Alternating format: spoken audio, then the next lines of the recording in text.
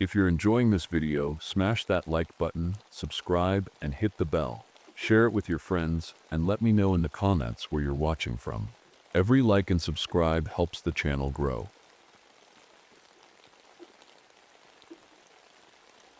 My name is William Thornton, but most folks just call me Bill. I'm 42 years old, a park ranger at Mammoth Cave National Park in Kentucky. It's the world's longest cave system, stretching for hundreds of miles underground. To most people, it's a wonder of nature, beautiful, mysterious, and full of history. To me, it's something else entirely. It's my escape, my sanctuary, or at least it used to be. I came here after Vietnam. I was a combat medic back then, patching up soldiers in the middle of chaos. I saw things no one should ever see, things that still haunt me when I close my eyes at night. The caves were supposed to be my way out of all that. The darkness felt safe, like a shield between me and the world. The silence was comforting, like the war couldn't reach me down there. But lately, something feels wrong. It started in July 1976, during the bicentennial celebrations. The park was busier than ever, families on vacation, college kids looking for adventure, and tourists from all over the country. It was hot that summer, unbearably so, and even the animals seemed to notice. Bats were flying deeper into the caves to escape the heat, and blind cave fish were acting strange, floating dead in pools where they should have been thriving. I've been working these caves for years, leading tours through passages most people don't even know exist. I know every twist and turn like the back of my hand. But this summer, something changed. The air felt heavier somehow, like it was pressing down on you. There were vibrations too, faint but constant, making the delicate formations tremble as if the cave itself was alive. Small rockfalls started happening more often. Nothing major at first, just pebbles rolling down walls or dust settling where it hadn't moved in centuries. But it wasn't normal. I could feel it in my gut. I live alone in a cabin near the cave entrance with my dog Sergeant, a three-legged German shepherd who survived Vietnam with me. He's my only real companion these days since my divorce and the distance with my teenage son. At night, I'd sit on my porch with a glass of bourbon and write down everything I noticed about the caves. Changes in temperature, strange sounds, anything unusual, and unusual things were piling up fast. It all started with a group of college kids. They were experienced spelunkers, or so they claimed, and had gotten special permission to explore one of the lesser-known passages. I wasn't too worried at first. These things happen all the time. People come here looking for adventure, and as long as they follow the rules, they're usually fine. But when they didn't check back in by nightfall, I knew something was wrong. The next morning, we sent out a search team. We found their gear scattered in a narrow tunnel, a couple of helmets, ropes, flashlights, but no sign of the kids themselves. The weird thing was that the helmets were still intact, just lying there on the ground, like they'd been dropped. No blood, no signs of a struggle, nothing. It was like they'd just vanished into thin air. That's when I noticed something strange on the walls of the tunnel. Claw marks, deep grooves scratched into the limestone, but that didn't make sense. Limestone is tough. Nothing down here should have been able to leave marks like that. I ran my fingers over them, and they were sharp, precise, almost deliberate. It sent a chill down my spine. After that, things started escalating. The cave's natural sounds, the dripping water, the occasional crack of settling rocks, began to change. They became rhythmic, almost like a heartbeat echoing through the tunnels. At first, I thought it was just my imagination or maybe some kind of geological shift. But then Sergeant started acting strange too. He's a tough dog. Not much scares him after what we've been through together. But one night, he refused to go near the cave entrance. He just stood there growling, his ears pinned back and his tail between his legs. I'd never seen him like that before. It was as if he could sense something I couldn't. And then there were the voices. One evening, during a routine equipment check, my radio picked up something odd. At first, it was just static, nothing unusual for being underground. But then I heard it whispers. Faint and distant, like someone was talking just out of reach. I couldn't make out what they were saying, but it didn't sound like English or any language I'd ever heard before. I asked around to see if anyone else had heard it, but no one had. They all looked at me like I was crazy, just a stressed-out ranger spending too much time in the dark. Maybe they were right, or maybe they didn't want to believe me. The final straw came when I stumbled across an old journal in one of the storage rooms near the visitor center. It was dated 1876, exactly 100 years ago, and belonged to a man named Samuel Hargrove, who had worked as a guide back then. Most of it was normal stuff, descriptions of tours, notes about cave formations, until the last few pages. The handwriting got messier and more frantic as it went on. Hargrove wrote about strange sounds and claw marks just like the ones I'd seen. He mentioned animals behaving strangely and people disappearing without a trace. His last entry was barely legible. It wakes every century, we disturbed it. God help us all. I closed the journal and sat there for a long time staring at nothing in particular. My hands were shaking, but I wasn't sure if it was from fear or anger or maybe both. Whatever this thing was, it wasn't new. It had been here, long before me, long before any of us. And now, it was awake again. I didn't want to believe it at first. Everything I'd seen and heard, the claw marks, the whispers, the strange behavior of the animals, felt like pieces of a puzzle I didn't want to put together. But the journal from 1876 stuck with me. The way Samuel Hargrove described something waking every century, it wasn't just a story. It felt real, too real. I started digging through old records, anything I could find about the history of Mammoth Cave. Most of it was harmless, tales of Native American burials, ghost stories, even some nonsense about shadowy creatures that could steal your soul. But buried in all that folklore were patterns. Disappearances, strange sounds, sudden cave-ins, all happening roughly 100 years apart. It was like clockwork. And then there were the animals. The deeper I went into the cave, the stranger things got. Blind cave fish floated lifeless in pools, their bodies twisted in ways that didn't make sense. Bats, what few were left, had abandoned their roosts entirely. Even Sargent wouldn't follow me past a certain point anymore. He'd just whimper and back away, his ears flat against his head. That's when I saw it for the first time. I was inspecting one of the deeper passages, an area we rarely took visitors to. The air was colder than usual, and my flashlight beam seemed weaker somehow, swallowed up by the darkness ahead. Then I heard it, a faint clicking sound, like claws tapping against stone. It wasn't loud, but it was steady, rhythmic, almost like it was coming closer. I froze, holding my breath as my flashlight swept across the tunnel walls. At first, there was nothing, just rock and shadow. But then, movement. Something pale and massive shifted just beyond the edge of my light. It was quick, too quick, and disappeared into a narrow crevice before I could get a good look. But I knew what I saw wasn't natural. Over the next few days, I pieced together what little I could about this thing. It wasn't just an animal. It was something ancient. Something that had adapted perfectly to life in the deepest parts of the cave. Its body was pale and segmented, like an insect, but far larger than anything that should exist underground. It had dozens of long limbs ending in claws sharp enough to carve through limestone. What scared me most wasn't its size or its speed.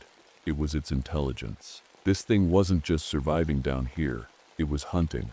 And it didn't rely on sight like we do. It used sound, echolocation to navigate and track its prey. Worse still, it could mimic voices perfectly. Human voices. I remembered what Hargrove had written in his journal.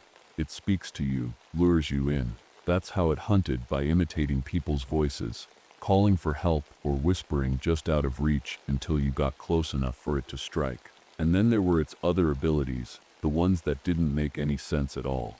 Being near it felt wrong in ways I couldn't explain. My head would pound, my chest would tighten, and I'd feel this overwhelming sense of dread, like I was being watched from every angle at once. Sometimes I'd see things that weren't there, hallucinations of endless drops or walls closing in around me. It wasn't until later that I realized what those feelings were: fear. Not mine, but its fear projected onto me like a weapon. The more I learned about this thing, the clearer it became. This wasn't just an animal waking up after a long sleep. It was something far worse, something that had been feeding on us for centuries without anyone realizing it. And now, it was awake again. After the second tour group vanished, the park superintendent had no choice but to act. He called in a team of rangers, armed and ready to go deeper into the caves than anyone ever had before, and of course they asked me to lead them. I knew the caves better than anyone else, but I wasn't sure if that was a blessing or a curse. There were 6 of us in total. Me, 3 other rangers, and 2 volunteers from the local search and rescue team. We packed everything we could think of: flashlights, climbing gear, radios, weapons. But deep down, I wasn't sure any of it would matter. I didn't tell them everything I knew. How could I? If I told them we were hunting something ancient and intelligent that could mimic human voices, they'd think I was crazy. Maybe I was. The first few hours were uneventful. We moved slowly, marking our path as we went. The deeper we got, the colder it became. The air felt thick, like it was pressing against my chest. Our flashlights seemed weaker too, their beams swallowed up by the darkness ahead. No one said much. The silence was heavy, broken only by the sound of our boots crunching against the stone floor. Then the equipment started failing. First, it was the radios. One by one, they cut out, replaced by static and faint whispers that made my skin crawl. Then our electric lights began flickering. We switched to backup lanterns and headlamps, but even those felt dimmer than they should have been. It was like the darkness itself was alive, swallowing up every bit of light we brought with us. And then, we heard it. At first it sounded like someone crying out for help, a man's voice echoing through the tunnels ahead. "Help me, please." The others froze, looking at me for direction. My stomach dropped. I knew that voice, it belonged to one of the missing spelunkers, but something about it wasn't right. It was too clear, too perfect, like a recording being played back on a loop. "We need to check it out," one of the rangers said. Already moving toward the sound. "Wait," I said quickly, grabbing his arm. "That's not him." He frowned at me. "How do you know?" "Just trust me," I said quietly. "It's not him." The voice came again, this time closer. "Help me, please." It sounded desperate, panicked, but there was no echo this time. No footsteps or shuffling to go with it. Just the voice floating in the air like it didn't belong there. That's when I saw movement in the shadows ahead, something pale and massive slipping silently between 2 rock formations. My heart pounded as I motioned for everyone to turn off their lights and stay quiet. We stood there in total darkness for what felt like an eternity, listening to the sound of claws clicking against stone as it moved closer and closer. Someone behind me whispered a prayer under their breath, and then silence. For a moment, I thought maybe it had left, until one of the volunteers screamed. I spun around just in time to see him being dragged into the darkness by something too fast to follow. His flashlight clattered to the ground and rolled toward us, its beam flickering wildly before going out completely. Panic set in after that. One of the rangers fired his shotgun blindly into the dark while another fumbled with his radio, shouting for backup that would never come. I grabbed Sergeant's leash and pulled him close as we backed into a narrow passageway where nothing big could follow us. But it didn't need to follow us. Not yet. The thing was playing with us now, picking us off one by one like a predator toying with its prey. It mimicked our voices perfectly, calling out names, begging for help, and every time someone broke formation or ran toward the sound, they were gone in seconds. By the time we reached what felt like an open chamber deep below the surface, there were only 3 of us left, me and 2 rangers who looked just as terrified as I felt. That's when we found its nest. The chamber was massive, far larger than any space I'd ever seen in the caves before. Our lights barely reached the walls, and the ceiling disappeared into darkness. The air was freezing, colder than anything I'd felt underground. It smelled awful, like rotting meat and damp earth. My stomach churned, but I forced myself to keep moving. Then my light caught something on the ground, and I stopped dead in my tracks. Bones, hundreds of them, scattered across the floor. Some were old, brittle with age, but others looked fresh. Human skulls, ribs, femurs, all piled up like some kind of grotesque offering. My hands shook as I realized what we were standing in.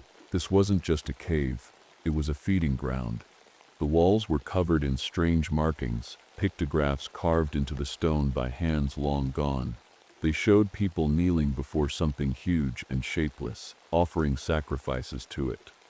One image showed figures being dragged into the darkness by long, clawed limbs. Another showed what looked like a cave collapsing on top of the creature, trapping it beneath the earth. "It's been here for centuries," I whispered to myself. "Maybe longer." One of the rangers stepped forward, his flashlight shaking as he scanned the room. "What is this place?" he asked, his voice barely above a whisper.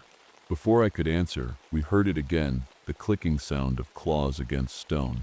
It echoed through the chamber, coming from every direction at once. My heart pounded as I realized we weren't alone. "Stay close," I said quietly, gripping my flashlight like it was a weapon. The clicking grew louder, faster, until it stopped suddenly. The silence was deafening. Then came the voice, a perfect imitation of the ranger who had been taken earlier. "Bill, help me, please." It sounded so real, so desperate that for a split second I almost believed it, but then it stepped into the light. The creature was massive, its pale segmented body glistening in the dim glow of our flashlights. Dozens of long limbs ended in razor-sharp claws that clicked softly against the stone floor as it moved closer. Its head, or what I thought was its head, had no eyes, just smooth pale flesh and a gaping mouth lined with jagged teeth. It didn't charge us right away. It just stood there, swaying slightly as if studying us. Then I felt it, that overwhelming sense of dread washing over me like a wave. My chest tightened, my vision blurred, and for a moment I thought I was going to pass out. "Run!" I shouted, shoving one of the rangers toward an opening on the far side of the chamber. We sprinted through the tunnels as fast as we could, but it was right behind us. Its claws scraped against the walls as it squeezed through spaces that should have been too narrow for something its size. The sound was deafening, a horrible screeching noise that made my ears ring. I led us into a narrow passageway I knew well, one that looped back toward an unstable section of the cave system.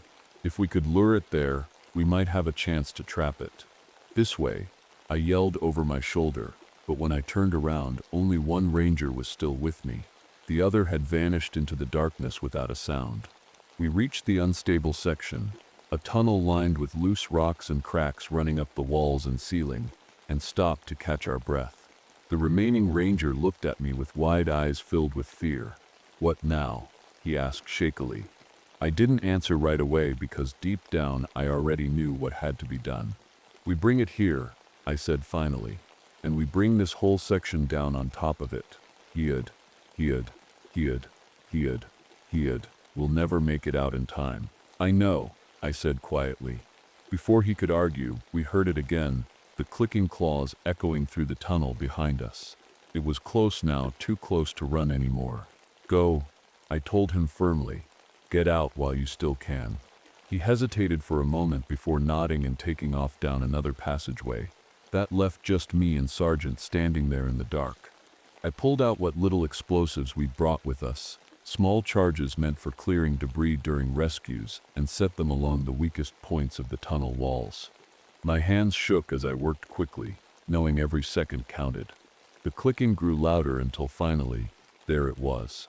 It crawled into view slowly this time, its elongated limbs bending unnaturally as it moved closer. Its mouth opened wide in what almost looked like a smile, as if it knew exactly what I was planning. "Come on," I muttered under my breath as I backed away toward the detonator switch.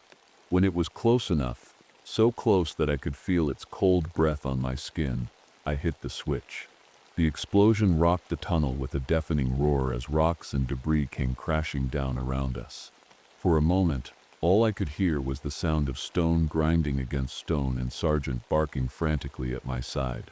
Then everything went black. When I opened my eyes, everything hurt. My head was pounding, my chest felt heavy, and there was dust in my mouth and nose. For a moment, I wasn't sure where I was or if I was even alive. Then I heard it, Sergeant's faint whimpering beside me. He was alive too. I tried to move, but the weight of the rocks pinning me down made it almost impossible. My flashlight was gone, and the only light came from a small crack above me where daylight barely seeped through. The explosion had worked, at least, I thought it had. The tunnel had collapsed completely, sealing off whatever was behind me. But as I lay there in the dark, I couldn't shake the feeling that it wasn't over.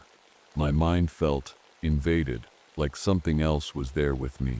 And then it hit me, a flash of images that weren't mine. Endless tunnels stretching beneath the earth, stretching far beyond Mammoth Cave. Other chamber like the one I'd found. Other things like the creature I'd faced. It wasn't alone. I don't know how long I lay there before the rescue team found me. Hours, days, time didn't feel real anymore. When they pulled me out, they said I was lucky to be alive. They didn't ask too many questions about what had happened down there, and I didn't volunteer much information either. What could I say? That something ancient and hungry had been feeding on people for centuries. That there might be more of them waiting in other caves around the country. They wouldn't believe me, even if I told them. The official report said the collapse was caused by unstable rock formations and that the missing people were never found. The park stayed open, though they closed off the deeper sections of the cave for safety reasons. But every time I see a news story about a hiker vanishing in some remote area or strange sounds being reported in another cave system, I wonder if it's happening again. A few months later, Dave found one of the missing spelunkers wandering in the woods near the park entrance. His clothes were torn, his hair had turned completely white, and he couldn't speak except to whisper 2 words over and over, breathing darkness. I've tried to move on since then, to put it all behind me, but some nights when everything is quiet, I can still hear it, the clicking of claws against stone echoing faintly in the back of my mind, and every time I do, I wonder how long until it wakes again.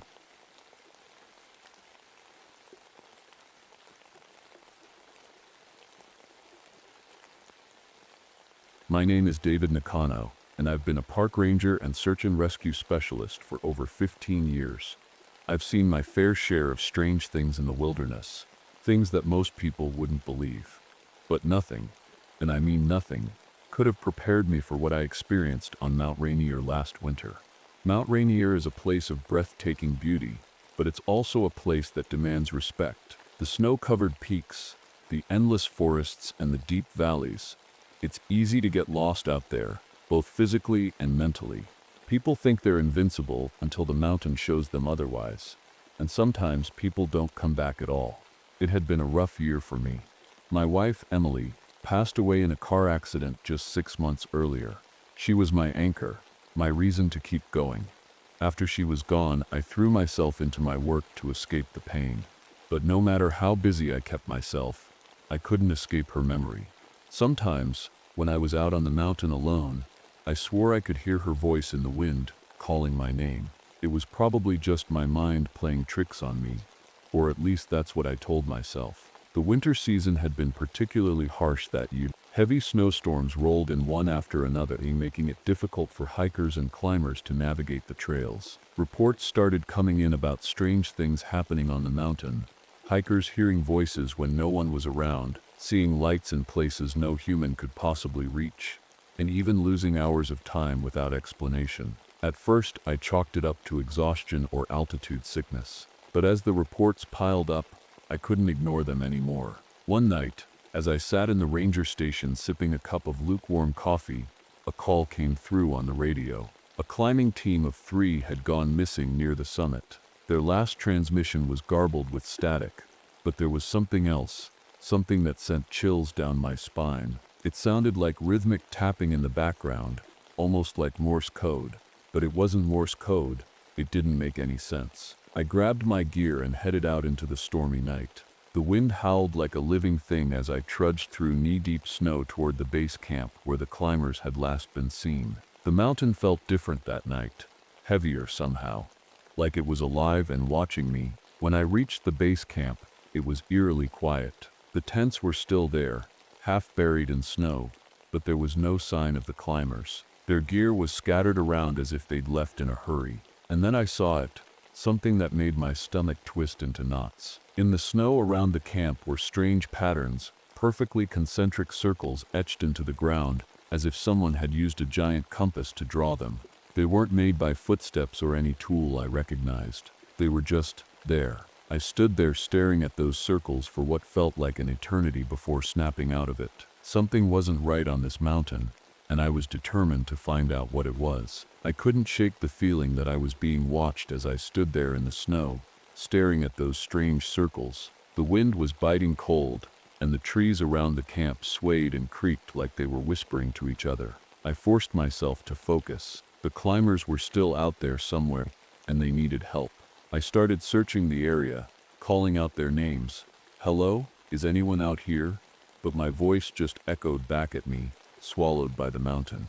Their tracks led away from the camp, heading toward a ridge that was dangerous even in good weather. In a storm like this, it was practically a death sentence. Why would they leave their camp and head up there? It didn't make sense. As I followed their trail, I noticed something strange. The footprints weren't consistent. They'd start off normal, like they were walking in a straight line, but then they'd scatter, like they were running or stumbling, and then they just stopped. No sign of them turning back, no sign of them falling or climbing anywhere else, just gone. I stood there for a moment, my breath fogging up in the freezing air. The snow was falling harder now, and visibility was getting worse by the second.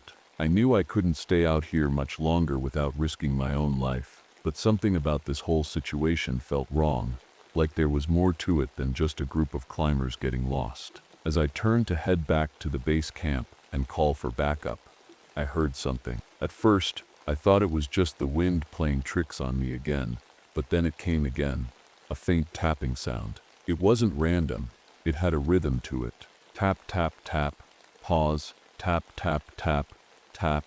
I froze in place, straining to hear over the wind. The tapping wasn't coming from any direction I could pinpoint.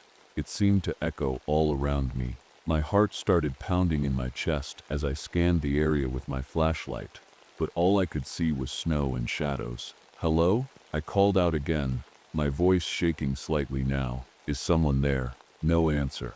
The tapping stopped as suddenly as it had started, leaving an eerie silence behind. My instincts screamed at me to get off that ridge and back to safety, but something inside me wouldn't let me leave just yet. I had to know what was going on. I decided to head back down toward the base camp and radio for help. As I walked through the snowstorm, my mind raced with questions. What had happened to those climbers? Where did their tracks go? And what was that tapping sound? When I finally made it back to the base camp, everything looked exactly as I'd left it, except for one thing. My radio equipment, which had been working fine earlier, was now completely dead.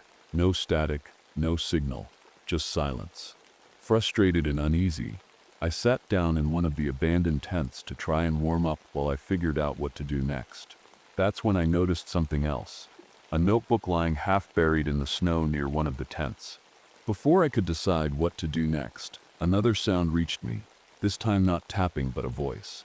A woman's voice. "David." It called softly, almost drowned out by the wind. I froze in place. It couldn't be her. But it sounded exactly like Emily's voice. "David," she called again, this time more urgent. Tears stung my eyes as I turned toward where the voice seemed to be coming from.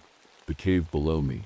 My heart told me to run toward her voice without thinking twice, but my gut screamed at me not to go anywhere near that cave. I didn't know what was waiting for me down there, or if Emily's voice was even real. But something deep inside told me that whatever this was, it wasn't human anymore. I stood there, frozen, staring down at the glowing cave below. My mind was spinning. That voice, it couldn't be Emily. She was gone. I knew that. But it sounded so real, so much like her, that it made my chest ache. The wind whipped around me, stinging my face with snow, but I couldn't move. Part of me wanted to run back to safety, but another part, a stronger part, needed to know what was down there. "David." The voice called again, softer this time, almost pleading. I swallowed hard and forced myself to take a step forward, then another. Before I knew it, I was climbing down toward the cave entrance. My boots slipped on the icy rocks, and my flashlight flickered again, but I kept going. The glow from the cave grew brighter as I got closer, lighting up the jagged walls with an eerie blue hue. When I finally reached the entrance, I hesitated. The air coming from inside was unnaturally cold, even for a mountain in winter. It felt heavy, like it was pressing down on me, making it harder to breathe. But the voice, her voice, was coming from inside. "Emily?" I called out, my voice trembling. No response. I stepped into the cave, my flashlight beam cutting through the darkness. The walls were covered in ice that sparkled like glass, reflecting the blue light in strange patterns. It felt like stepping into another world, one that didn't belong on this mountain or anywhere else I'd ever been. As I moved deeper into the cave, the tapping sound started again. Tap, tap, tap, pause, tap, tap, tap. It echoed off the walls surrounding me from all sides. My hands were shaking now, but I tightened my grip on the flashlight and kept going. Then I saw them. At first, I thought they were people, 3 figures standing perfectly still in the center of the cave. But as I got closer, I realized they weren't people at all. They were asterisk. Things asterisk. Their bodies looked like they were made of ice and stone, their faces frozen in expressions of fear and pain. And their eyes, if you could call them that, glowed faintly with that same blue light. I stopped in my tracks, my heart pounding so hard it felt like it might burst out of my chest. These weren't just random shapes in the ice. These were the climbers, the ones who had gone missing. David. Emily's voice came again, louder now. I spun around and pointed my flashlight toward where her voice had come from. That's when I saw her, or something that looked like her, standing at the far end of the cave. "Emily?" I whispered. She smiled at me, a soft, sad smile that made my heart ache, and took a step closer. But as she moved into the light from my flashlight, I realized something was wrong. Her face wasn't quite right. It was blurred around the edges, like a reflection in rippling water. And her body seemed to flicker and shimmer like the figures outside the cave. "David," she said again, reaching out a hand toward me. "Come with me." I took a step back instinctively. "You're not real," I said, my voice shaking. "You can't be real." Her smile faded, replaced by an expression of sorrow, or maybe frustration. "Don't you miss me?" she asked softly. "Don't you want to be with me again?" Tears filled my eyes as memories of her flooded back, her laugh, her touch, the way she used to hum while cooking dinner. Of course I missed her. Of course I wanted to be with her again. But deep down I knew this wasn't her. Not really. "What are you?" I demanded, trying to keep my voice steady even though fear was clawing at my throat. She tilted her head slightly, as if confused by my question. Then she stepped closer again, and this time I noticed something behind her. A massive shape looming in the shadows at the back of the cave. It wasn't human, or anything close to it. It looked like a shifting mass of ice and rock, its surface glowing faintly with that same blue light. It pulsed and moved as if it were alive, as if it were breathing, and tendrils of light stretched out from it toward Emily and the frozen climbers. That's when it hit me. This thing, whatever it was, wasn't just part of the mountain. It was the mountain, or at least some kind of consciousness tied to it. And somehow it had taken Emily's voice, her image, and used them to lure me here. "Let them go," I said firmly, gesturing toward the frozen climbers. The thing didn't respond, not directly, but Emily's form flickered slightly before speaking again. "They're part of us now, part of me. You can be too." "No," I said through clenched teeth. "I'm not staying here." The cave rumbled in response, a deep vibration that shook the ground beneath my feet, and suddenly everything went dark as my flashlight finally gave out. The darkness swallowed me whole. I couldn't see anything, not the walls of the cave, not the glowing figures, not even my own hands. All I could hear was the low rumble of the mountain, and my own shaky breathing. My heart felt like it was going to explode out of my chest. "David." Emily's voice came again, but now it sounded different, distorted, like it was coming from underwater. "Stay with me." "No." I shouted into the blackness. "You're not her. You're not real." The cave trembled in response, and I felt the ground shift beneath my feet.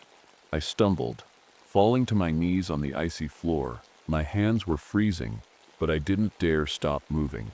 I fumbled for my backup flashlight in my pack, praying it would still work. As I clicked it on, A weak beam of light cut through the darkness. The cave around me seemed to stretch and twist unnaturally, like it was alive and shifting with every breath I took.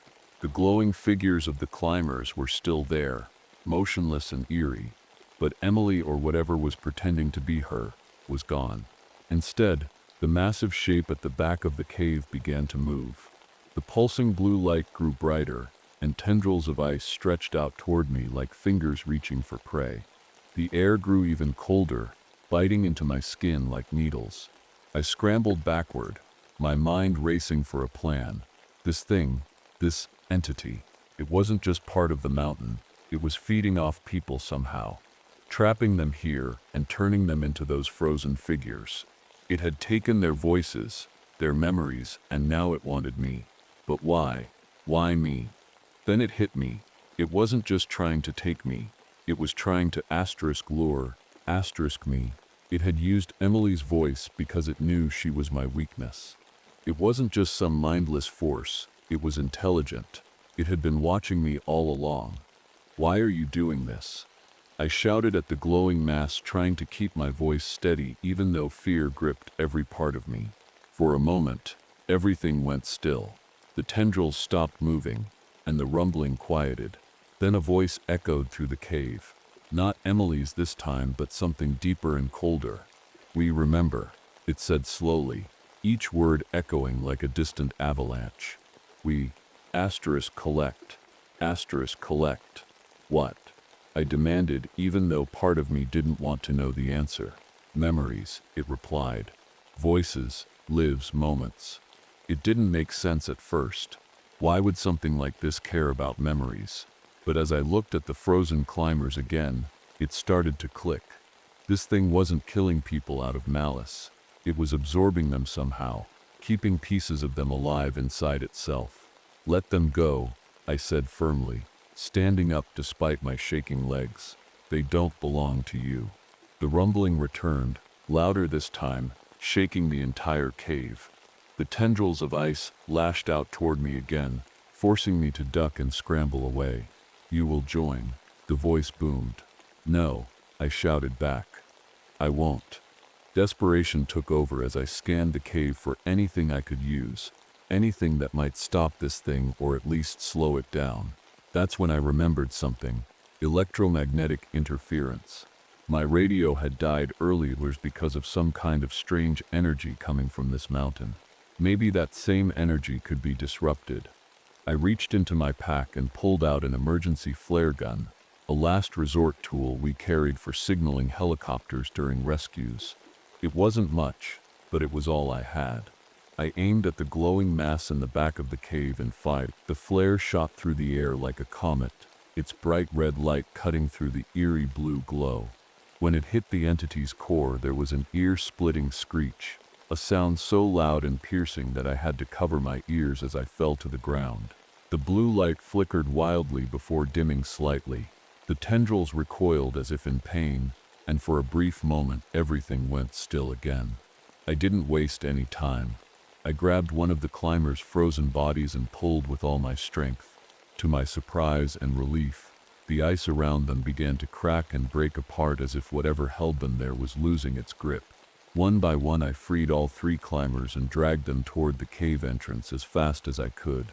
They were unconscious but alive, their bodies cold but not frozen solid like they'd appeared before. As we reached the mouth of the cave, that deep voice echoed one last time: "You cannot escape. We will always watch." I didn't look back. By some miracle, we made it back down the mountain alive. The climbers eventually woke up in the ranger station, confused and shaken but otherwise unharmed. They couldn't remember much about what had happened, just flashes of blue light and a feeling of being trapped in a dream. As for me, well, I haven't been back to Mount Rainier since that night. Part of me wants to believe it's over, that whatever that thing was is gone now, but deep down, I know better. Sometimes when I'm alone at night, I still hear her voice, Emily's voice, calling my name in the wind, and sometimes I hear that tapping sound too.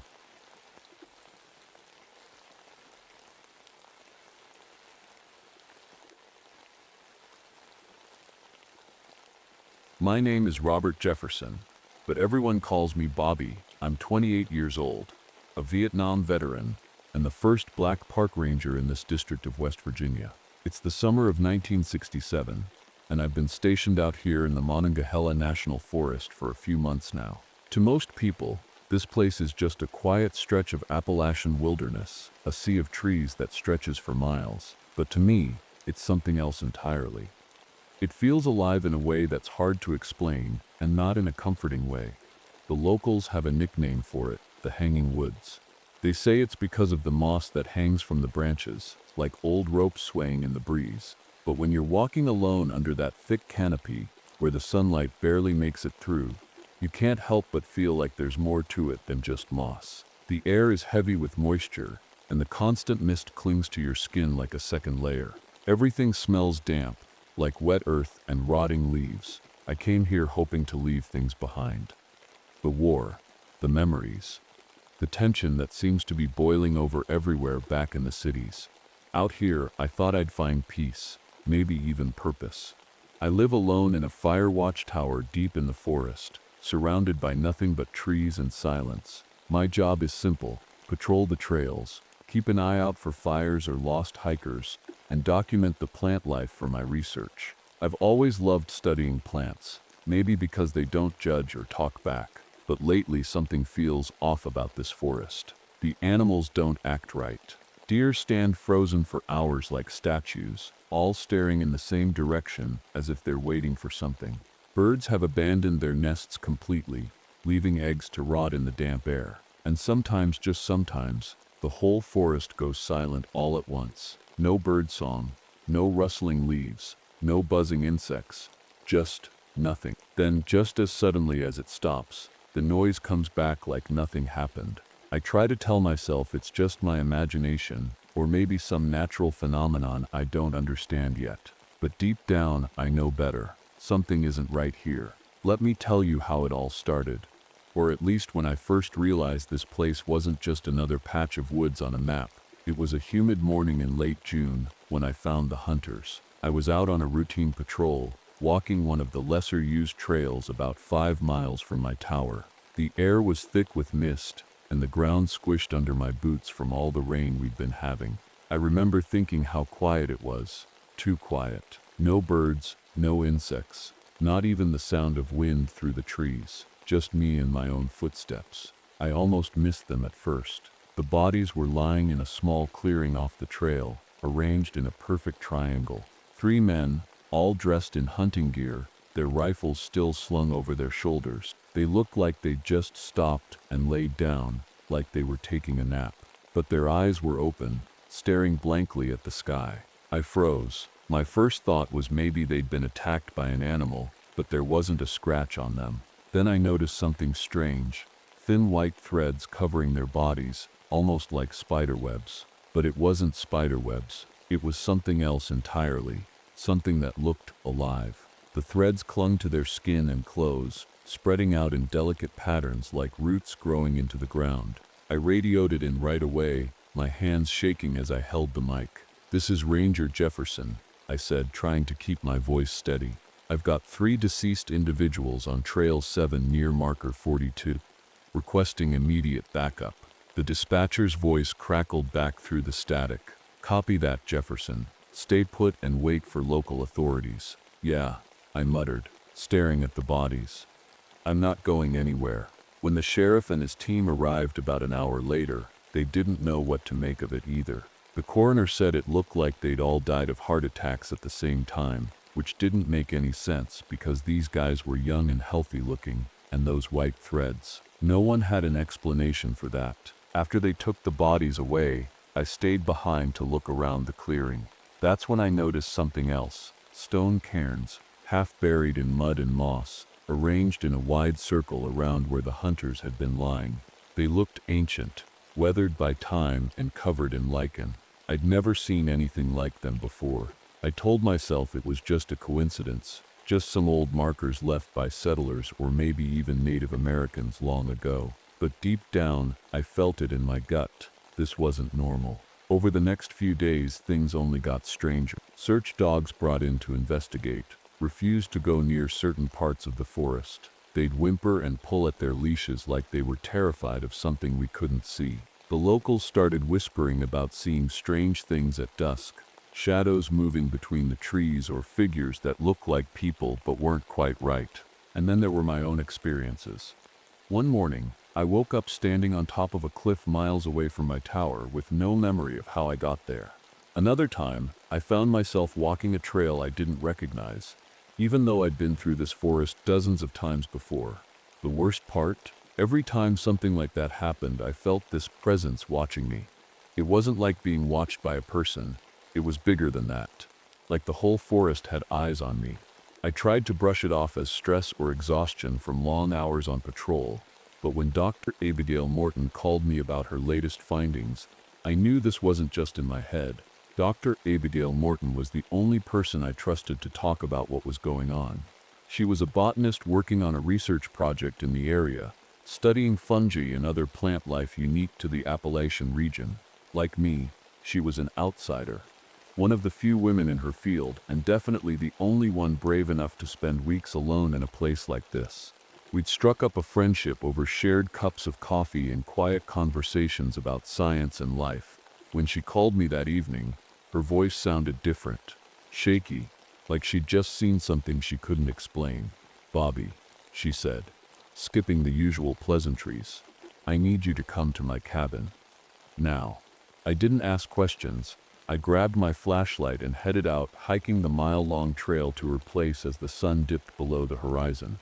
By the time I got there, the forest was cloaked in shadows, and the mist had thickened into a low fog that swirled around my boots. Abigail met me at the door, her face pale and her hands trembling as she held up a glass slide. "Look at this," she said, leading me inside. On her workbench were samples of that same white filament I'd seen on the hunters. Under her microscope, it looked even stranger, like tiny veins branching out in all directions. "It's not like any fungus I've ever seen," she explained. "It doesn't spread through spores like normal fungi. It's connected somehow. Every sample I've collected from different parts of the forest is identical, as if it's all part of one organism." "One organism," I repeated, trying to wrap my head around it. She nodded, her eyes darting toward the window as if she expected something to be watching us. "Bobby, this thing, it's alive in a way we don't understand. It's growing everywhere in this forest, and it's spreading faster than it should be able to." I leaned against the wall, my stomach twisting into knots. "What does that mean? Is it dangerous?" She hesitated before answering. "I don't know yet, but there's more." She reached for a stack of old journals on her desk, their covers cracked and faded with age. "I found these in the local archives. They're from settlers who lived here over a century ago, and some go back even further." She flipped one open to a page filled with shaky handwriting, asterisk. "The forest walks at night, asterisk." Another entry read, asterisk. "We hear voices in the mist, our loved ones calling us from beyond." My skin prickled as I read those words. "What happened to them?" I asked quietly. "They disappeared," Abigail said flatly. "Whole communities vanished without a trace. The only thing left behind were these cairns, those stone piles you mentioned near the hunters." I felt a chill run down my spine as I remembered those ancient stones, half buried in mud and moss, like they'd been forgotten for centuries. "Do you think they're connected?" I asked. "I do," she said, pulling out a map marked with red circles where cairns had been found across the forest. "These cairns form a pattern, a grid that stretches for miles. I think they were meant to contain whatever this thing is." "Contain it." My voice came out sharper than I intended. "You're saying someone knew about this fungus, or whatever it is, and tried to trap it." Abigail nodded grimly. "And now that erosion and time have damaged some of them, it's waking up." The room seemed to close in around me as her words sank in. This wasn't just some strange natural phenomenon. It was something ancient, something that had been buried for generations, but was now breaking free. Before I could respond, we both froze at the same time. Outside, just beyond the window, we heard it. A faint rustling sound that didn't belong to wind or animals. It was deliberate, almost rhythmic, like footsteps moving through the underbrush. Abigail grabbed my arm, her grip tight enough to hurt. "Bobby," she whispered, her voice barely audible over the pounding of my heart. "It knows we're here." We both stood frozen, listening. The sound outside grew louder, closer, like something heavy moving through the brush. It wasn't fast or frantic. It was slow, steady, purposeful. My hand instinctively went to the small hunting knife I kept on my belt, but I didn't draw it. What good was a knife against whatever this was? "Stay here," I whispered to Abigail, though my voice didn't sound as confident as I wanted it to. She grabbed my arm again, her eyes wide with fear.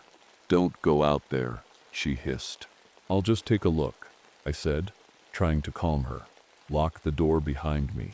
Reluctantly, she let go of my arm, and I stepped outside into the thick fog. The air felt colder than it had been just minutes ago, and the mist seemed heavier somehow, clinging to my skin like damp cloth. I shone my flashlight into the trees but saw nothing, just endless shadows and the faint outlines of branches swaying in the breeze. Then I heard it again, that rustling sound coming from somewhere to my left. Slowly I turned my flashlight in that direction and froze. At first, I thought it was a person standing there in the fog, but as the beam of light hit it, I realized it wasn't a person at all. It was wrong. Its shape was human-like. Arms, legs, a head, but its body was made entirely of forest debris. Twisted branches formed its limbs, clumps of moss and leaves covered its torso and its face. Its face was blank except for two hollow pits where eyes should have been. It didn't move at first. It just stood there watching me, or at least I thought it was watching me.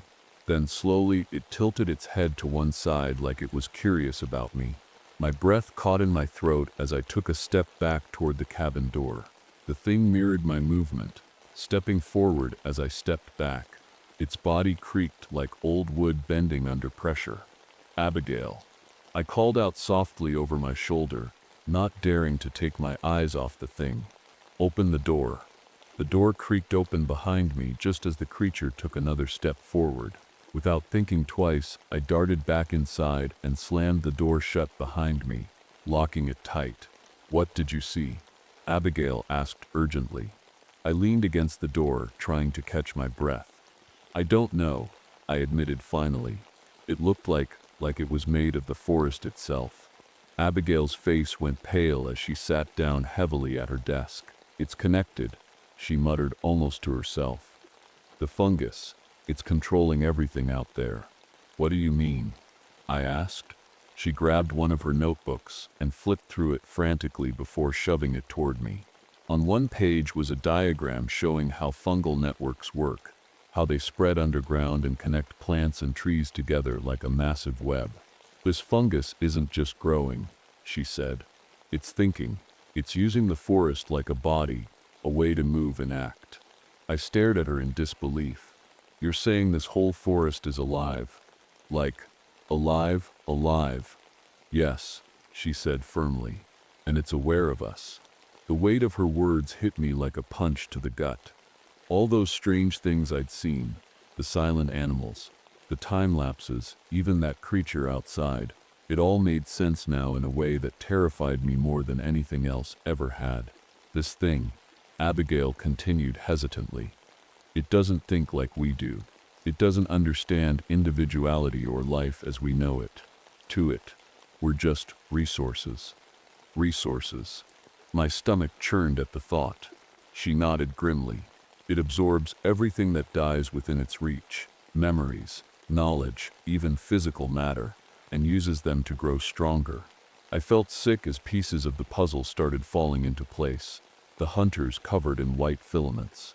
The strange cairns meant to keep this thing contained. And now this creature outside that seemed to be part of something much bigger. Before either of us could say anything else, we heard another sound, this time coming from above us on the roof. A slow scraping noise like branches dragging across wood. Abigail looked up at me with wide eyes filled with panic. "Bobby, what do we do?" I didn't have an answer for her then, not yet. But deep down, I knew one thing for sure, this wasn't over. The scraping on the roof stopped suddenly, and for a moment, there was nothing but silence. Abigail and I stared at each other, barely breathing. Then came a new sound, slow, deliberate thuds, like something heavy walking across the roof. Whatever was up there, it wasn't in any hurry. It knew we weren't going anywhere. "We can't stay here," Abigail whispered, clutching her notebook to her chest like it was a lifeline. I nodded, my mind racing. "We'll head for the fire tower," I said quietly. "It's higher ground and we can lock ourselves in. Maybe we can figure out what to do from there." Abigail hesitated but then nodded. "Okay." I grabbed my flashlight and opened the cabin door just enough to peek outside. The fog was thicker now, swirling around the trees like smoke. The creature I'd seen earlier was gone, or at least I couldn't see it anymore. But that didn't make me feel any better. "Stay close to me," I told Abigail as we stepped outside. The forest felt different now, heavier, like the air itself was pressing down on us. Every step we took made the mist swirl around our legs, and every shadow looked like it could come alive at any moment. I kept my flashlight moving, scanning the trees for any sign of movement. We were about halfway to the fire tower when we heard it again. The rustling sound, this time coming from all around us. Abigail grabbed my arm, her nails digging into my skin. "They're everywhere," she whispered. I didn't answer because she was right. Shapes were starting to emerge from the fog, more of those creatures, their twisted bodies blending into the forest around them. They moved slowly but deliberately, closing in on us from all sides. "Run," I shouted, grabbing Abigail's hand and pulling her forward. We sprinted through the trees, the creatures closing in behind us. The fire tower came into view through the mist, a tall metal structure rising above the treetops like a beacon. My legs burned as we climbed the stairs 2 at a time, Abigail right behind me. When we reached the top, I slammed the door shut and locked it tight. We stood there for a moment, gasping for breath as the creatures gathered at the base of the tower. They didn't try to climb up after us. They just stood there, staring up with their hollow faces. "What do they want?" Abigail asked, her voice trembling. "They're not here by accident," I said grimly. "This thing, the fungus, it knows we're trying to stop it." Abigail pulled out her notebook and flipped to a page filled with sketches of cairns and notes about electromagnetic energy. "The cairns," she said urgently. "They're not just markers. They're part of a containment system. If we can restore them, restore them." I interrupted. "How?" "Half of them are buried or destroyed." She hesitated for a moment before answering. "There's one cairn that's still intact, near the center of the forest. If we can reactivate it, maybe it'll be enough to weaken this thing." I stared at her in disbelief. "You're saying we have to go back out there? Through all of that?" I gestured toward the creatures below us. "It's our only chance," she said firmly. I wanted to argue, to tell her it was impossible, but deep down I knew she was right. If we didn't do something, this thing would keep spreading until there was no stopping it. "All right," I said finally. "We'll go at first light." That night, neither of us slept much. The creatures stayed at the base of the tower, unmoving but ever present, like they were waiting for us to make our next move. The sun rose slowly the next morning, though it didn't feel like much of a sunrise. The mist was still thick, and the light barely filtered through the canopy above. Abigail and I packed quickly, just water, her notebook, and a few tools we thought might help. Neither of us said much. What was there to say? We both knew this was a long shot, but it was all we had. The creatures were gone when we stepped out of the fire tower. The forest was eerily quiet again, like it was holding its breath. I didn't know if that made me feel better or worse. "The cairn is about 2 miles from here," Abigail said, pointing to a spot on her map. "We'll have to cut through some unmarked trails." "Let's move," I said, gripping my flashlight. Even though the daylight was starting to break through, it felt like my only weapon, even if it wouldn't do much. We walked in silence for a while, the only sound coming from our boots crunching on the damp ground. Every so often, I'd catch movement out of the corner of my eye, a shadow slipping between the trees or a rustle in the underbrush. But when I turned to look, there was nothing there. "Do you feel that?" Abigail asked after a while. I nodded. The air felt heavier again, like we were walking into some kind of invisible wall. My skin prickled with unease, and my head started to ache, a dull, throbbing pain that seemed to get worse with every step. Then came the voices. At first, they were faint, just whispers carried on the wind. But as we got closer to the cairn's location, they grew louder and more distinct. They weren't just random sounds, they were words, and not just any words. They were voices.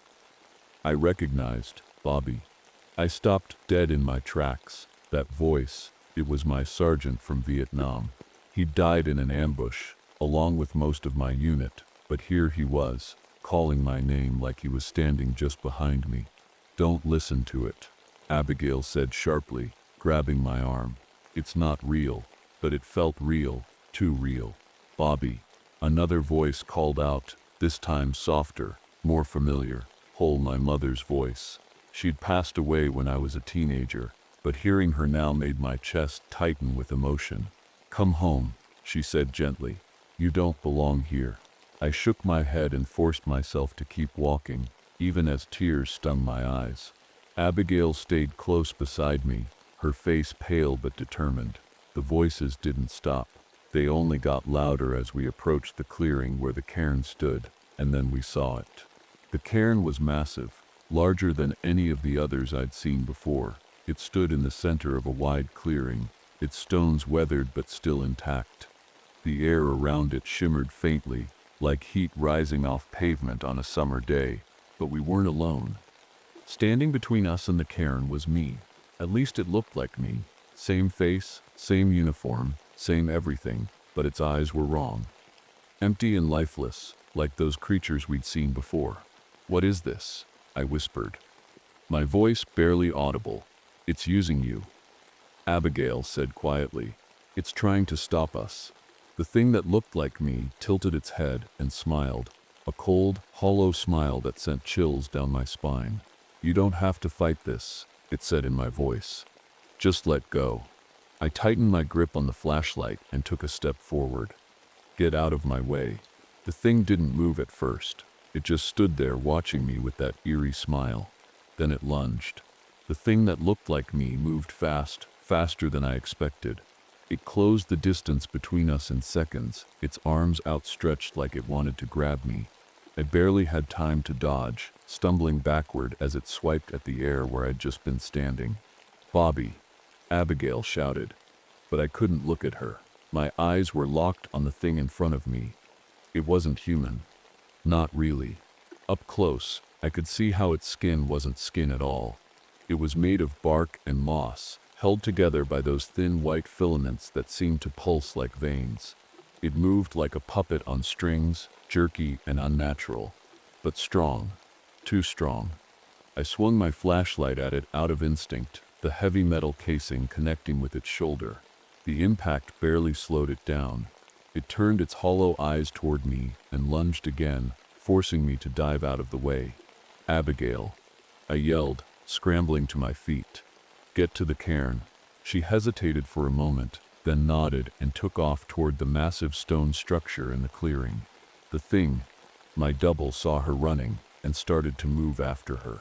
"Oh no, you don't," I muttered, grabbing a fallen branch from the ground and swinging it as hard as I could. This time, I hit it square in the back, and it stumbled forward before turning back to face me. It didn't speak again. It just charged at me with a terrifying speed. I braced myself for the impact, but before it could reach me, Abigail's voice rang out from behind. "Bobby." "The cairn."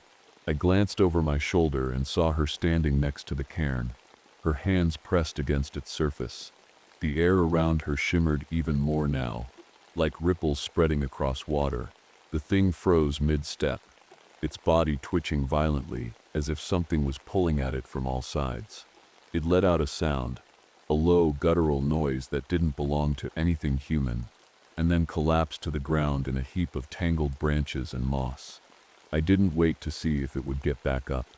I ran to Abigail's side, my chest heaving as I tried to catch my breath. "What did you do?" I asked.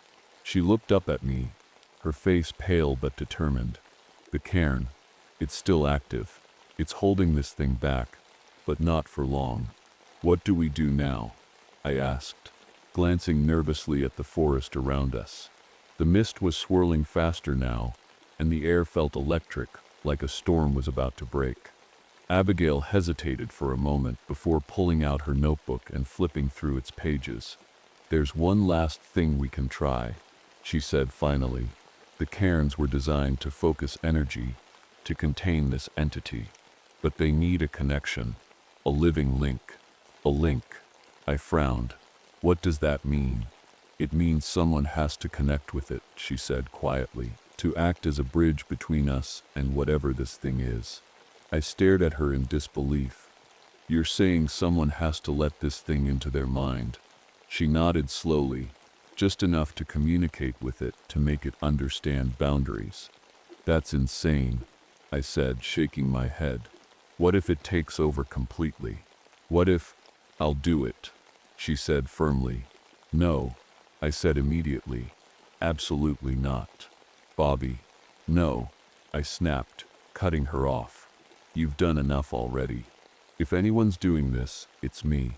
She opened her mouth to argue but stopped when she saw the look on my face. Instead, she just nodded and stepped back. I took a deep breath and placed my hands on the cairn's surface. The stones were cold under my palms, but they seemed to hum faintly with energy, like they were alive somehow. At first, nothing happened. Then I felt it, a presence pressing against my mind like a wave crashing against a shore. It wasn't violent or angry. It was vast and overwhelming, like trying to comprehend the ocean all at once. Images flashed through my mind. Trees growing and dying in seconds, animals running through endless forests, people building cairns with desperate determination, entire lifetimes compressed into moments. And then came the voice. Not words exactly, but feelings and impressions that formed thoughts in my head. Asterisk. "Why do you resist?" I gritted my teeth and forced myself to respond. Asterisk. "You can't keep spreading like this. You're hurting people." Asterisk. "We grow," the voice replied simply. Asterisk. "Not here," I insisted. Asterisk. "This is our home too." There was a long pause, a silence so deep it felt like time itself had stopped. Then came an answer. Asterisk. "Boundaries." Asterisk. I opened my eyes and staggered back from the cairn, gasping for air as Abigail caught me before I fell. "What happened?" she asked anxiously. He had agreed. I said hoarsely. "Boundaries, but only if we stay out of its territory." She nodded slowly, relief washing over her face. "That's something." The forest around us seemed calmer now. The mist thinning slightly, the air less oppressive, but I knew things would never be the same again. The forest felt different. As we made our way back to the fire tower, the mist was still there, clinging to the trees like it always did, but it wasn't as thick, and the air didn't feel as heavy. The creatures, the ones made of branches and moss, were gone. It was like the forest had exhaled, retreating just enough to let us pass. Neither Abigail nor I said much during the walk back. My head was pounding, and my thoughts were jumbled, like pieces of a puzzle that didn't quite fit together anymore. I could still feel it, the presence of the forest, faint but lingering in the back of my mind. It wasn't invasive or hostile, but it was there, watching, waiting.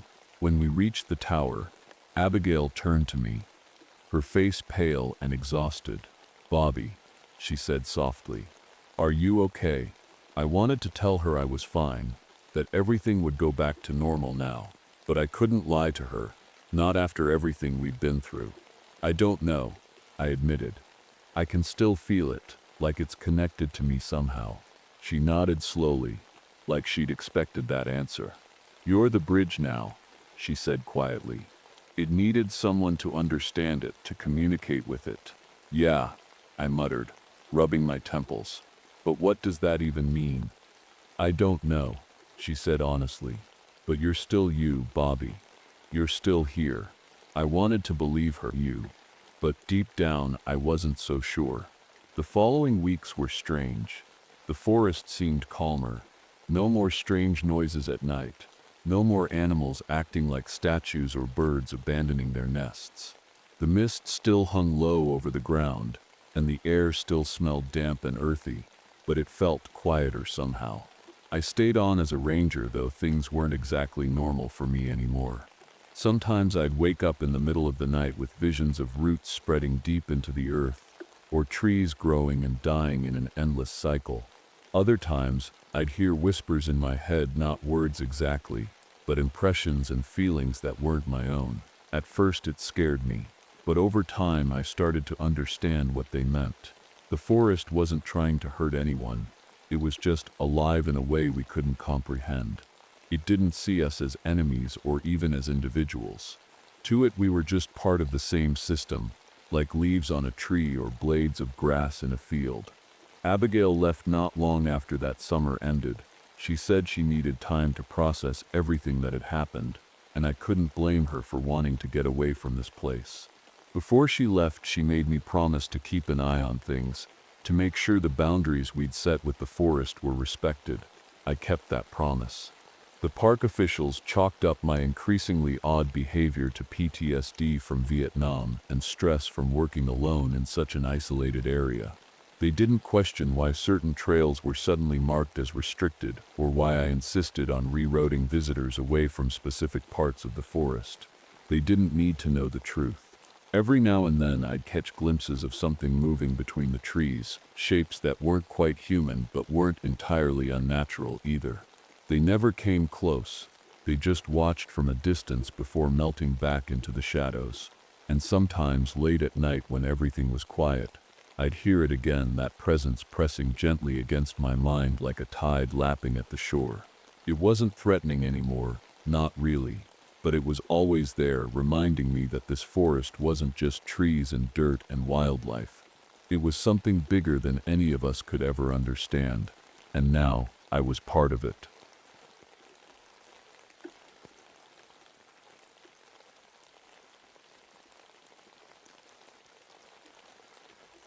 My name is Eleanor McIntosh, but most folks just call me Ellie.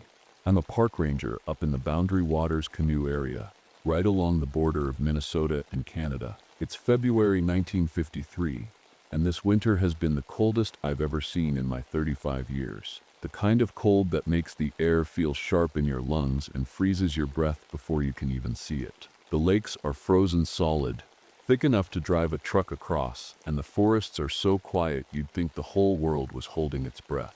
I live alone in a log cabin out here, about as far from civilization as you can get. It's not much, but it's sturdy and stocked with enough supplies to last me through the winter. Most days, I don't mind the isolation. After serving as an army nurse in Korea, I came back home to find peace in these woods. My dad was a logger, my mom Ojibwe, so I grew up knowing this land like the back of my hand. It's where I feel most at home.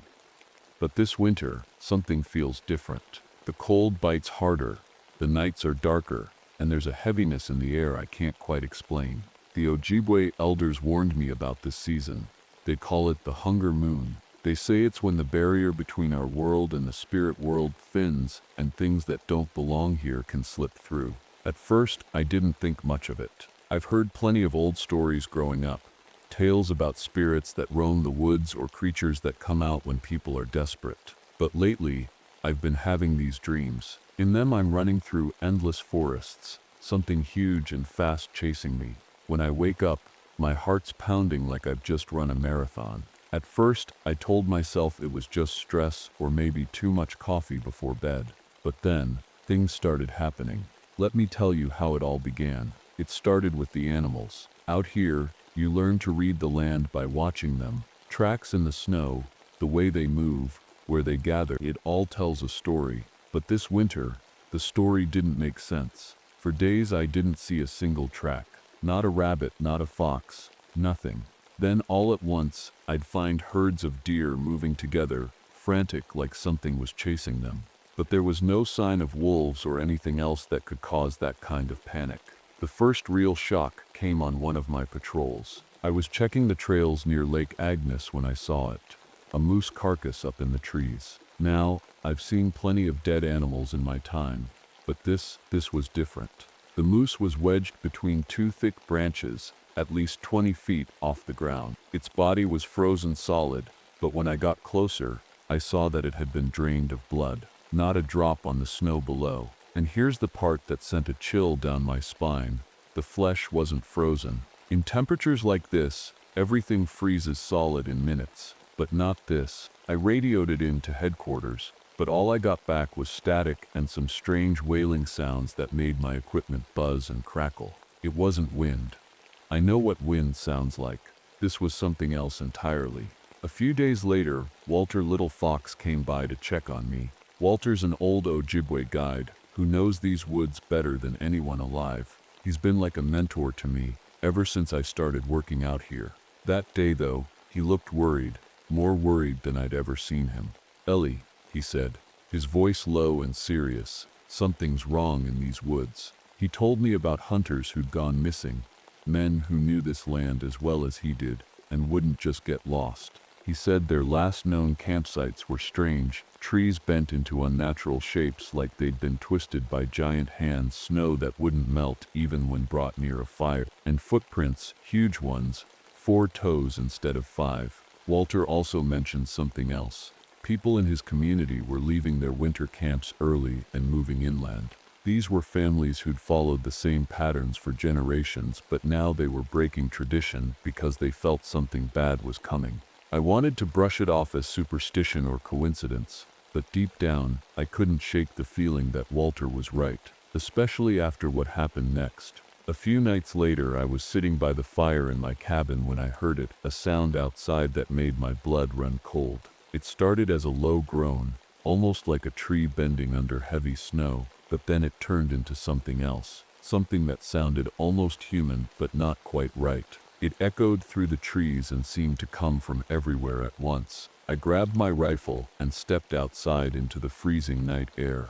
The moon was high and bright enough to light up the snow-covered ground. At first, I didn't see anything unusual, just the same silent forest as always. But then I noticed something: no tracks in the snow, except my own. And yet it felt like something had been watching me.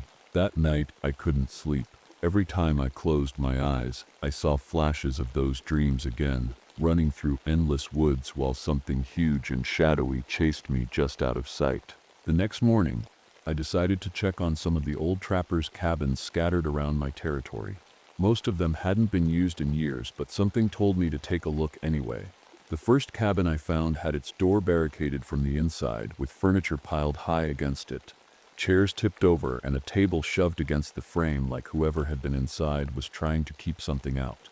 When I finally managed to push my way in, it was empty, except for a journal left on the floor near the fireplace. The entries were messy and hard to read, like they'd been written by someone in a hurry, or maybe shaking with fear, but one line stood out clear as day. "It walks like a man, but stretches too tall." Asterisk. I felt a shiver crawl up my spine as I stood there in that cold cabin with nothing but silence around me. Something wasn't right out here. Something dangerous, and whatever it wasn't human. The days that followed were worse. The forest didn't feel like the forest anymore. It felt wrong. The silence wasn't peaceful like it used to be. It was heavy, like the trees were holding their breath, waiting for something to happen. Even the air felt different, colder, sharper, like it was pressing down on me. I started finding tracks in the snow. At first, I thought they were human, big boot prints leading deep into the woods. But when I got closer, I realized they weren't boots at all. The prints were too long, too narrow, and there were only 4 toes. Whatever made them was big, bigger than any person I'd ever seen, and it walked with a strange, loping stride. One night, I decided to follow the tracks. They led me deeper into the forest than I'd ever gone before, winding through thick pines and over frozen streams. The deeper I went, the colder it got. My breath froze in front of me in thick clouds, and frost started forming on my eyelashes. It felt like the temperature had dropped 20 degrees in minutes. That's when I saw it. At first, I thought it was just a dead tree, tall and thin with bare branches sticking out at odd angles. But then it moved. Just a little. A shift so small I almost convinced myself I'd imagined it. But then I saw the antlers. They weren't branches at all. They were massive, twisting antlers that seemed to grow and shrink as I stared at them. I froze, my heart pounding so hard I could feel it in my throat. The thing stood perfectly still, its body blending into the shadows of the trees. It was tall, taller than any man, with long arms that hung down past its knees and skin so tight you could see every bone underneath. Its head, God, its head looked like a deer's skull, but stretched and twisted into something unnatural. I didn't move. I didn't even breathe. Every instinct in my body screamed at me to run, but something about it held me there, like it was daring me to make the first move. And then, it turned its head toward me. Its eyes weren't eyes at all, just empty sockets that seemed to pull all the light out of the air around them. And yet somehow, I knew it could see me. It tilted its head slightly, like it was studying me, deciding what to do next. That's when I heard my mother's voice. "Ellie," she said softly, "come closer." It wasn't possible. My mother had died years ago, but the voice was perfect, exactly how I remembered it. Warm and familiar and full of love. "Ellie," she said again, "it's okay. Come closer." For a second, just a second, I almost stepped forward. But then something in my gut told me to stop. That wasn't my mother's voice. It couldn't be. And whatever this thing was, it knew exactly what it was doing. I took a slow step back, keeping my eyes on it the whole time. It didn't move. Not yet. But I could feel its hunger like a weight pressing down on me. It wasn't just hungry for food. It was hungry for me, for everything I was. I don't know how long I stood there before I finally turned and ran as fast as I could back to my cabin. When I slammed the door shut behind me, my hands were shaking so badly I could barely lock it. That night, I didn't sleep at all. The next morning, Walter came by again, or at least he tried to. When he didn't show up at his usual time, I knew something was wrong. Walter was never late. I grabbed my rifle and headed toward his cabin, which was about 5 miles away through thick woods and frozen lakes. When I got there, the place looked untouched from the outside. No broken windows or signs of a struggle, but when I stepped inside, it was clear something had happened. The walls were covered in strange symbols drawn in blood, circles and lines that looked almost like maps or warnings. Walter's medicine bag lay open on the floor next to a pile of ashes that smelled faintly of burned sage. But Walter himself was gone. On his desk, he'd left an unfinished map, a rough sketch of the area with marks showing where strange things had been happening: abandoned cabins, missing hunters' campsites, and places where people had reported seeing something. All of them formed a rough circle around one spot, a place deep in the woods marked with a single word: binding asterisk. I didn't know what it meant yet, but I knew one thing for sure. Whatever this thing was, it wasn't going away on its own. And if Walter couldn't stop it, that meant it was up to me. The storm hit fast, faster than I expected. By the time I realized how bad it was going to get, it was already too late to turn back. The wind howled through the trees, carrying snow so thick it felt like a wall pressing against me. Visibility dropped to almost nothing. Every step forward felt like a fight, the cold biting through my layers and cutting into my skin. I'd been following Walter's map, trying to reach the spot he'd marked as binding. I didn't know exactly what I'd find there, but I had a feeling it was my only chance to stop whatever was happening. The wendigo wasn't just hunting me anymore. It was spreading its hunger through the forest. Animals were fleeing, people were disappearing, and the air itself felt poisoned by its presence. But then, through the blizzard, I saw something that made my stomach drop. Headlights. A car.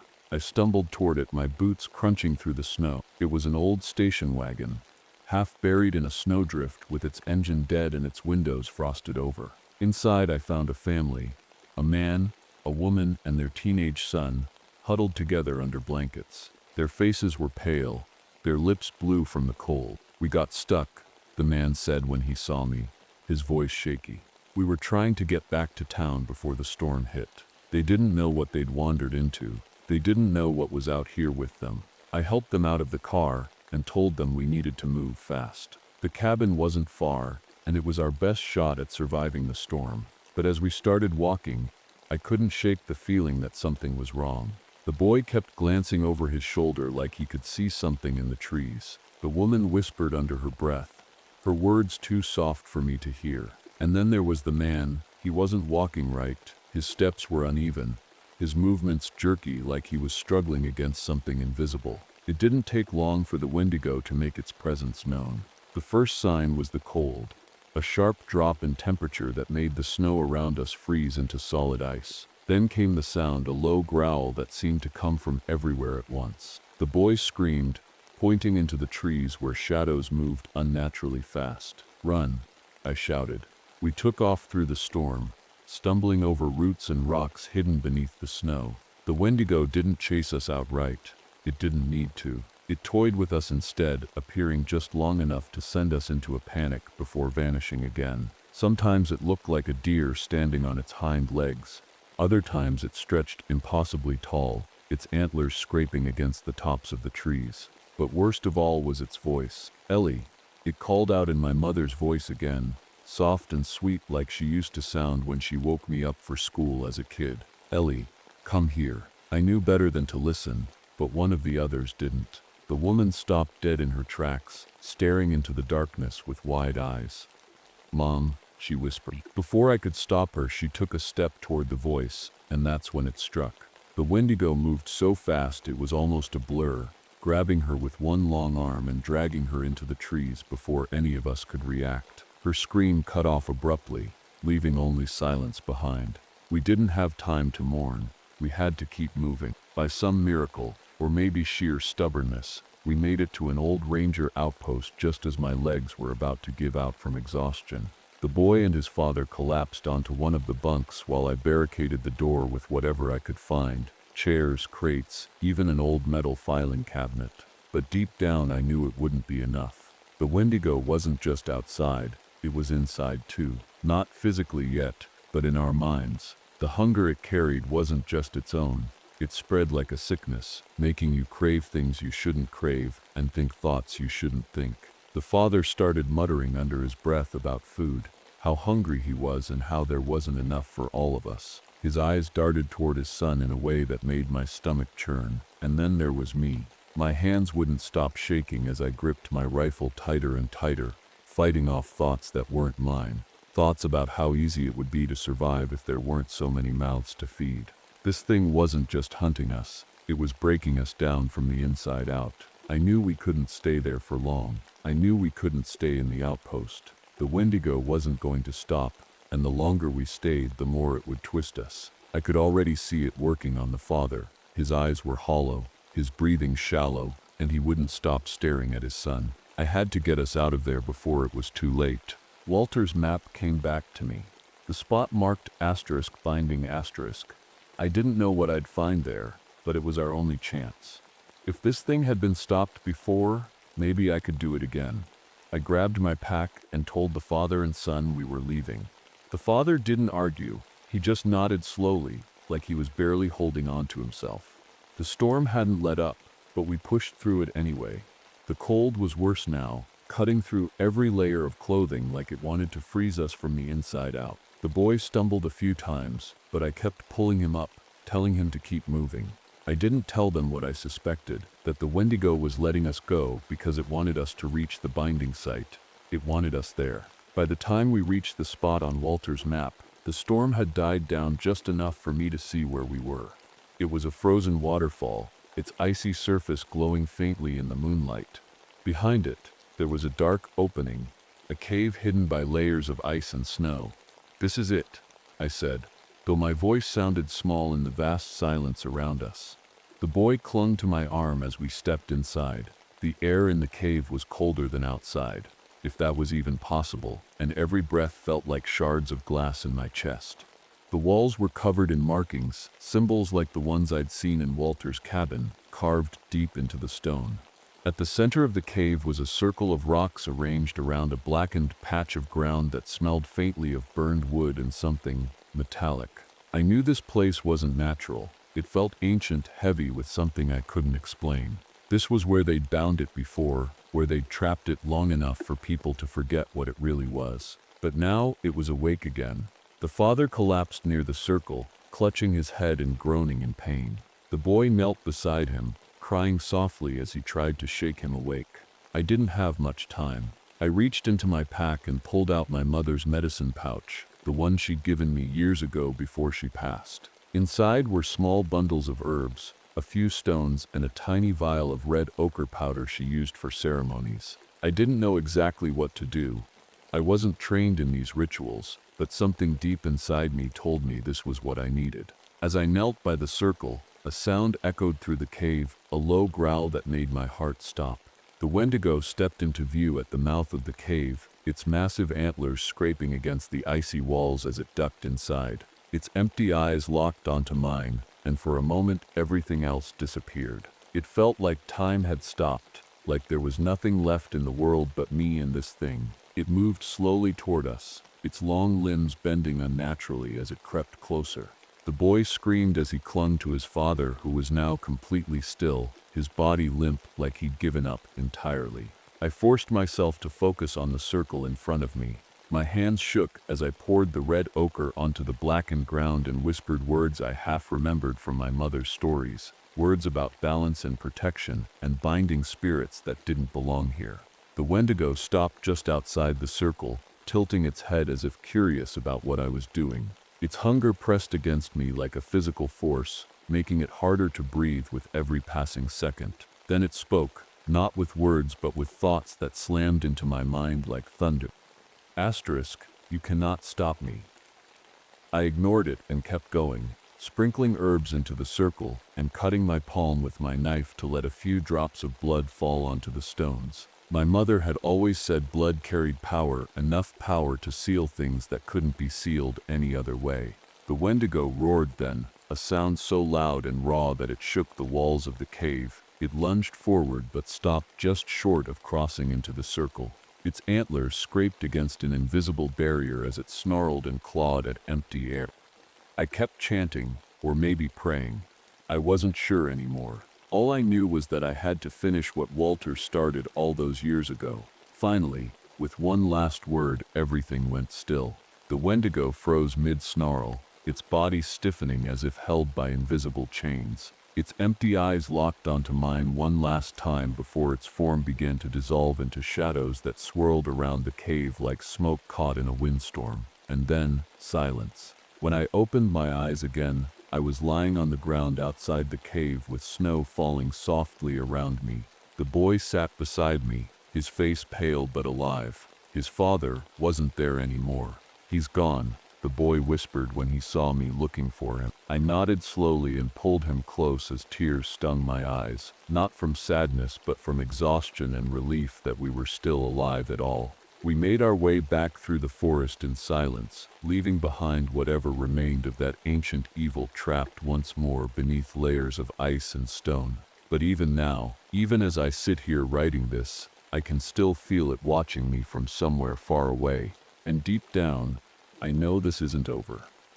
Spring came late that year. The snow melted slowly, like the forest was reluctant to let go of the winter. I stayed out in the boundary waters longer than I should have, long after most rangers had returned to town. I told myself it was because I needed to finish my reports, clean up the cabin, and make sure everything was in order for the next season. But the truth was, I didn't want to leave. Not yet. The boy had been taken back to town by a search party I'd called on the radio a few days after we returned. He didn't say much to them, and neither did I. What could we say? That something ancient and hungry had stalked us through the woods, that his father hadn't just disappeared but had been consumed by something no one would ever believe existed. No one would understand. So, we didn't tell them. I stayed behind, trying to make sense of everything that had happened. The cave still haunted my thoughts, the symbols on the walls, the circle of stones, and the way the wendigo had looked at me before it vanished. It wasn't just gone. I could feel it. A part of it was still with me, buried deep in my mind like a splinter I couldn't pull out.